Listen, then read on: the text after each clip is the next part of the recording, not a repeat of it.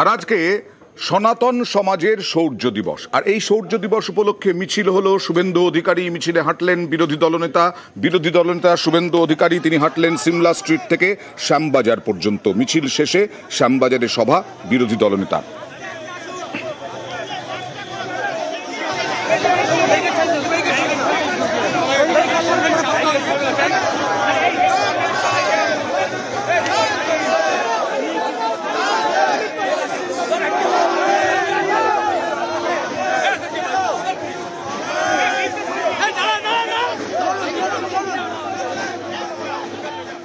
সৌহার্দ্য পদযাত্রা, ধর্মতলা থেকে রাম মন্দির পর্যন্ত মিছিলের নেতৃত্বে প্রদেশ সভাপতি শুভঙ্কর সরকার।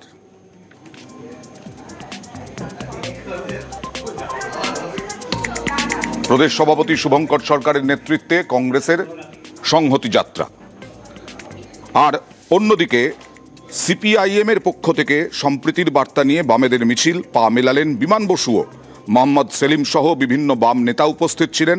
পার্ক সার্কাস থেকে রাজাবাজার পর্যন্ত মিছিল।